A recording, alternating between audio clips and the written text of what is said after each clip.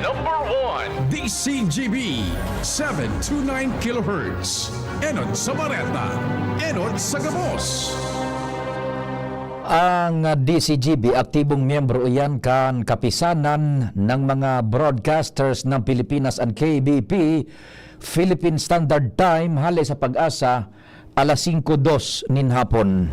Alas 5 ng hapon, oras na para aramon ang mga maiinit na bareta kanal daw na maruluwas sa aga sa mga periodiko, radyo asin telebisyon. Erot na madadangog ngunyan sa DZGB Bareta alas 5. Mga bareta ngunyan para sa aga. Erot na tinipon sa DZGB Newsbase. DZGB Bareta alas 5. Kaiba ang field reports kan Mega Force Patrol. Halin sa iba-ibang parte kanalbay asin Kabikolan. Ngunyan, uya ang sa idong tagapagbareta.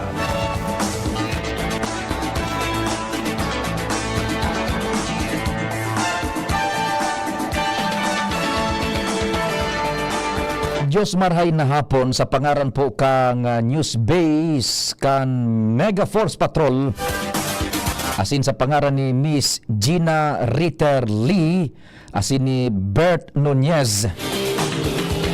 Ako po ang sa indong magiging paramientras ng tagapaghatod bareta, si Pio Fernandez.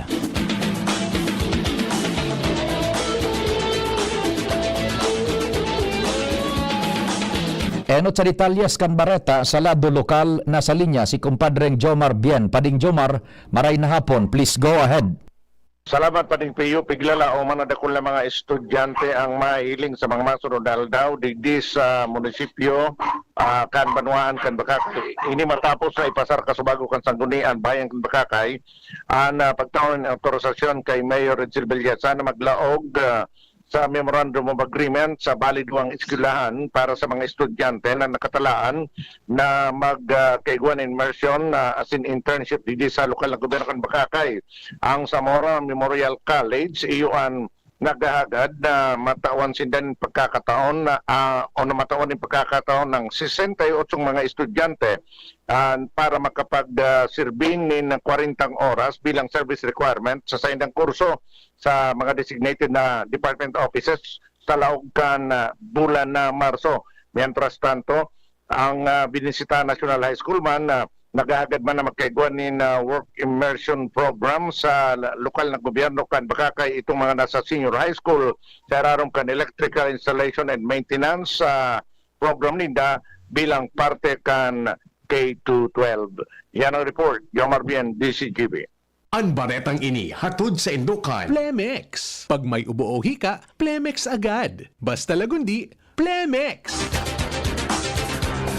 Thank you so much sa kumpadreng Jomar.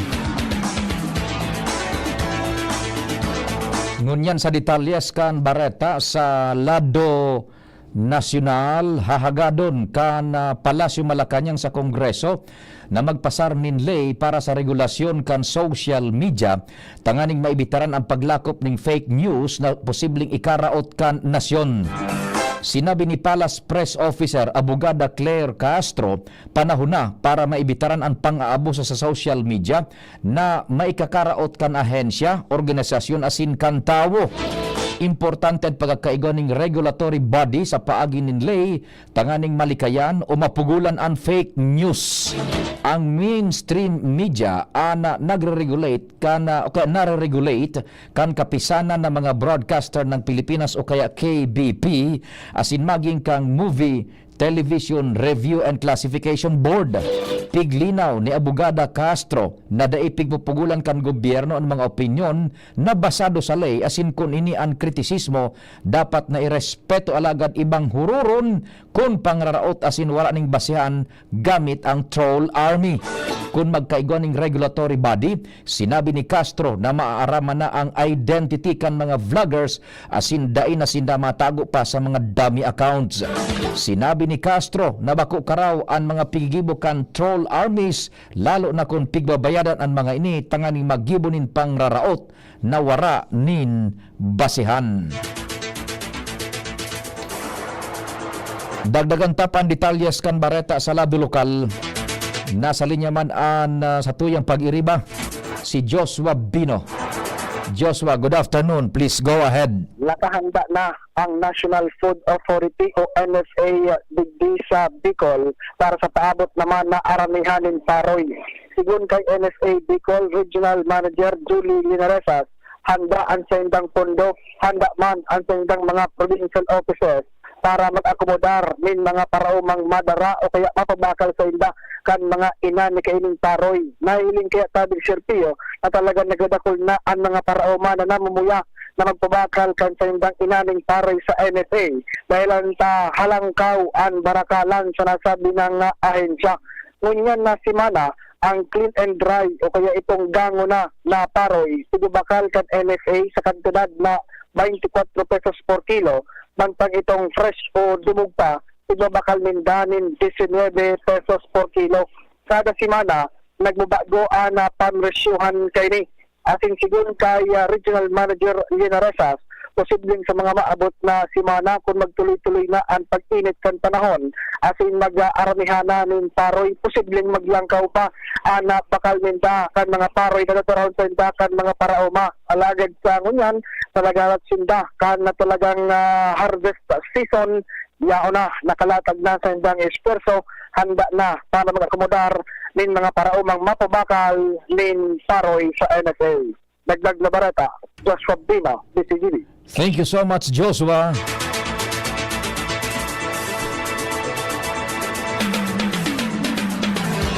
Buelta kita sa detalyes kan bareta sa lado nasyonal. Sinayumahan ni Presidential Communications Office Acting Secretary J. Ruiz na tagsadiri sinda o kaya tagsadiri ninda ang media company na DG8 na nakakuaning aligado 206 milyones de pesos na kontrata sa Philippine Charity Sweepstakes Office o PCSO. Sigun kay Ruiz, kinuasya kan kumpanya bilang otorisadong representante kan marketing and sales kan kumpanya asin pag-abot kan Enero 17, nagdimitir na siya sa kumpanya dahil nagibo na niya ang sa iyang trabaho. Aminado si Ruiz na nakaafektar sa iyang pamilya ang bareta, lalo na sa iyang ina na may helang sa puso. Idinagdag pa ni Ruiz na nakulugan siya sa isyo dahil midbid niya ang nagluwas kan istorya asin pwede man siyang apudan para konfirmaron kung totoo o dai ang nasabing informasyon. Katakod naman sa naging pahayag ni Palace Press Officer Abogada Claire Castro na nagda-divest na inikan sa iyang kumpanya, sinabi kan sekretaryo na dakol ining kumpanya kaiba ng digdian sa iyang political management firm na sarong PR entity.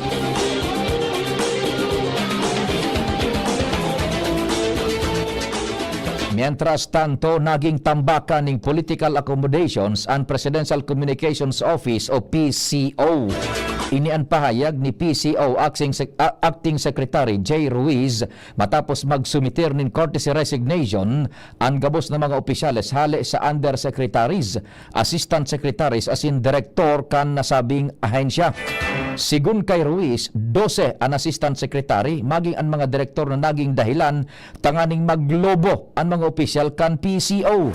Wara nin naghiro dahil sa kung bagong sekretary sa PCO imbes na mabawasan lalong nadadagdagan ang burokrasya. Sinabi kaini na dakul ang tatamaan sa gigibuhon na pagbago kan PCO asin niba kaini sa iya pang mga amigo. Dahil digdi sinabi ni Ruiz na mabugtak sinin 4 sagkod 5 undersecretary asin 7 sagkod 8 assistant secretary asin 12 direktores.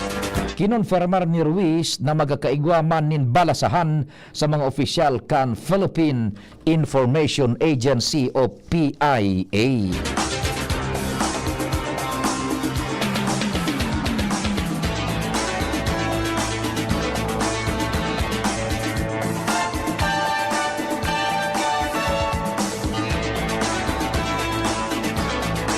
Mientras tanto, katakod ka na nasabing bareta, plano kang Presidential Communications Office na magbilog din opisina para sa fact-checking tanganing masara ang mga fake news na naglalakop sa internet. Ini ang sinabi ni PCO Acting Secretary J. Ruiz para mapugulan ang mahiwasan na paglakop kan fake news sa Pilipinas. Sigun kay Ruiz, daing regulasyon sa ngunyan sa social media, kaya wala tuo ang fake news, nagari na free for all, asin pigigibo ini kan mas kikisay. Itigtaong ehemplo ni Ruiz ang sadiri na nabiktima nin fake news, kaya mas lalo na ang ibang mga ordinaryong tao na pwedeng mabiktima kan nasabing bagay. Afera sa fact-checking, gusto man kan PCO na magkaigon ng regulasyon sa social media sa paagi nin sarong lay na mapugol sa mga naglalakop na fake news sa internet na nakakaafektar asin nakakaraot sa tawo, institusyon, asin mga ahensya kan gobyerno. Mabueltan detalyas kan mga bareta, pakalis kan nagkapirang pagirumdum. Pre, makinig ka muna. Payong kaibigan lang ha. Work hard, play hard. Yan ang motto ko dati. Pero nakakapagod din pala katagalan. Sa gitna ng lahat ng mga puyat, inom at pagkain ng masasarap, kasama na ang oily at fatty foods, kailangan pa ring bantayan ang kalusugan. Tamang kontrol ang kailangan. Katuwang ko, ang Liverade. May silimarin na maaring makatulong protektahan ang atay. Cheers to more good times. Be a liver lover. Mahalagang paalala, ang Liverade ay hindi gamot at hindi dapat gamitin paggamot sa anumang uri ng sakit. Ang good drinks at good food, perfect combo. Isama pa ang Liverade para sa kalusugan ng atay. Mabibili sa mga leading drugstores nationwide.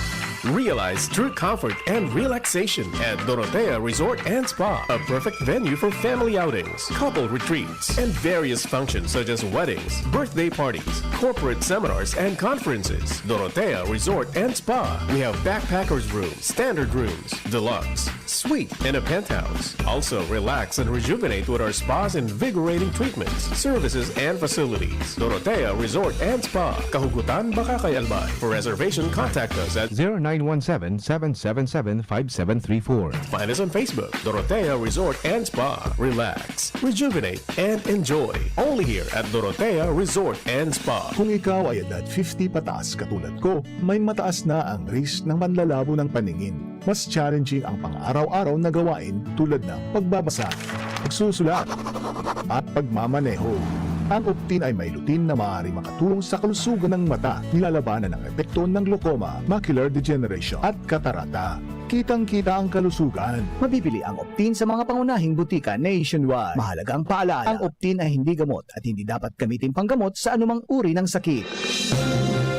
Mga tugang, abangan ta ang paglunsar kan pinakabagong programa digdi sa DCGB Radio. Ang programang mahatod ning mga impormasyon, mga istoryang kapupurutan nin inspirasyon na naidulot kan pagtatrabangan nganing maiangat ang pagkabuhay kan mga Bicolanong paraomang benepisyaryo sa maabot na ika-24 kan Enero 2025 alas 10:30 hasta alas 11 nin pagkaaga. Magantabay asin maghinanyog sa kape asin baretang agraryo. Naghahanap ka ng kabalikat sa asenso at taman ang urig mo asin mag-asenso ang negosyo. May Uno Plus na kalidad, mag-Uno Plus, mag-Uno Plus. Asa sa imong mauwag, serbisyong totoo, produktong garantisado. Ang Uno Plus asin urig mo, ang gamat na gusto. Uno Plus matabang sa imo. May Uno Plus na kalidad, mag-Uno Plus, mag-Uno Plus. Asa sa imong mauwag. Sa Uno Plus, kalidad na masasarigan mo, serbisyong swak sa imo. Magbisita sana sa Uno Plus Facebook page. Ang Biogesic for Kids na inakaipuhan i-shake, syrup formula na. Para kung may kalentura ang aki, buhas agad, inom agad. Biogesic for Kids, mas pinagaling, magpagaling versus previous formulation. Unilab yan. Paracetamol is the generic name of Biogesic. If symptoms persist, consult your doctor. Biogesic for Kids. Now in syrup formula. Di na kailangang i-shake. Kaya buhos agad, inom agad. Pag may barya, mag-McSaver Snack and Match na sa McDo. Ching, ching, snack a ching. Ching, ching, snack a ching sa McDo. 59 lang may snack ka na. At 25 mag-float ka pa. Yeah! Ching, ching, snack a ching. Enjoy McShaker fries, crispy chicken sandwich, and cheesy burger McDo for just 59 pesos each. Ching, ching, snack a ching sa McDo. McSaver Snack and Match. Enjoy it only at McDonald's. Available from January 20 to April 30, 2025 only. Per DTI Fair Trade Permit number FTEB 211559 series of 2025.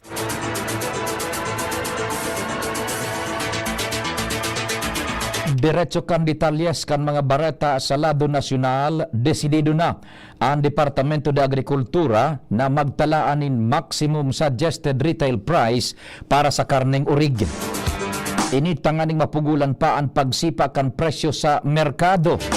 Sigun kay Agriculture Secretary Francisco Chu Laurel Jr., posibleng ngunya na Marso, may pautob ang MSRP, makaliis ang gigibuhon na konsultasyon sa mga stakeholders ngunya na semana. Posibleng mapuunang ang implementasyon kan MSRP sa urig sa Marso 10. Enot nang sinabi kan Samahang Industriya ng Agrikultura o SINAG na may napagkasunduan na presyo sa MSRP nin urig na nasa 360 pesos kada kilo para sa pork kasim, mantrang 380 pesos kada kilo naman sa liyempo. Sa monitoring sa bantay presyo, nagkakawat sa 360 sa 430 pesos kada kilo ang presenteng presyo nin kasim, mantang nag-abot naman sagkod sa 480 pesos kada kilo ang karneng liyempo.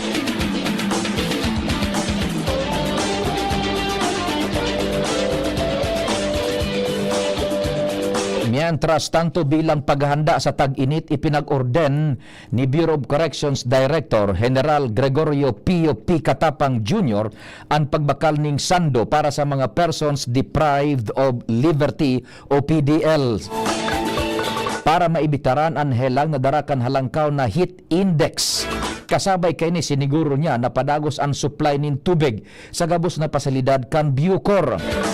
Mientras na sinugo ni OIC Deputy Director General for Reformation Maria Cecilia Villanueva ang mga hepes kan health services sa gabos na kulungan na magbantay asin tulos na mag-report nin anuman na kaso nin heat-related illnesses sa laog ni 24 oras. Nagpatanid man ang Bucor sa mga PDL asin empleyado manungod sa mga helang pagtag-init arog kan heat stroke, sore eyes, kulog sa tulak asin skin diseases, kasabay na implementasyon kan health tips hali sa Departamento de Salud. Padagos ang pagmonitor kan Bucor sa sitwasyon tanganing masiguro ang kaligtasan kan salud kan mga PDL.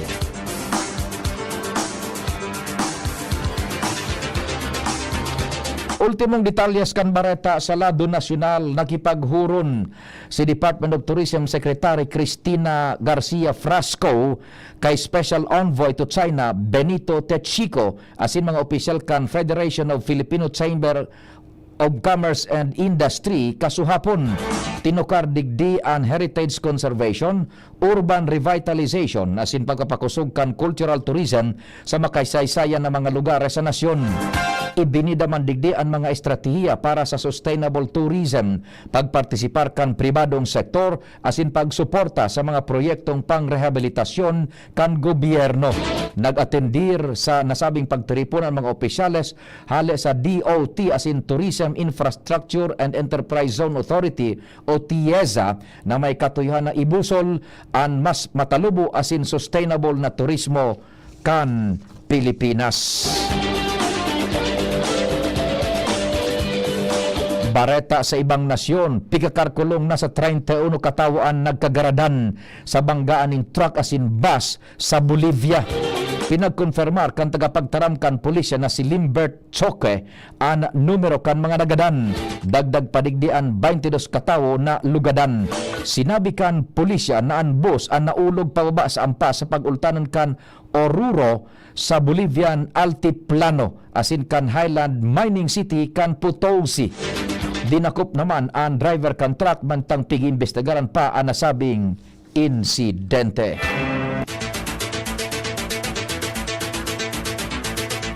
Ultimong detalyes kan bareta sa lado kan karawat. Kaibanan sa Women's Tennis Association Rally the World Campaign si Pinay tennis player Alex Iyala. Magkakaibanan ang 19 anyos na tennis star ang mga darakulang pangaran sa tennis. Siya man ang solamenteng Filipina na parakawat sa WTA Tour.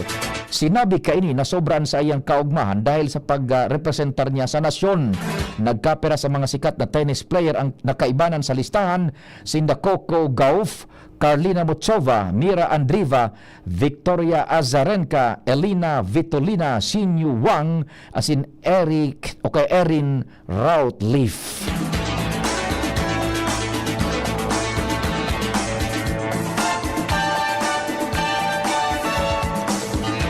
Sa pangaran ka, nagsururat ka ng informasyon sa pangenot ni News Director Mardela, Jen Matthew Balyaran, Angel Mustasa, and Mega Force Patrol. Sa pangaran ni Padingnal Baldo sa Control Technical, sa IT yaon dyan si Jerome Nico Martinez, asinan mga OJTs kan Cat College Academy, Ernesto Bravo, asin John April Ostero. Sa pangaran man ni Miss Gina Ritter Lee, asin ni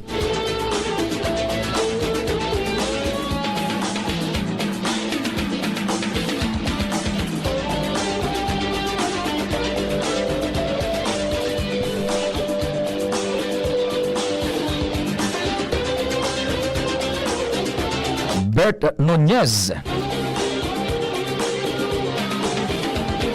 Ako po ang sa indong paramientras na naging tagapaghatod Bareta, si Pio Fernandez. Salamat, marahin hapon. Birit na sana kaso parang may gumagasgas. Ganyan ang ubong may plemang mahirap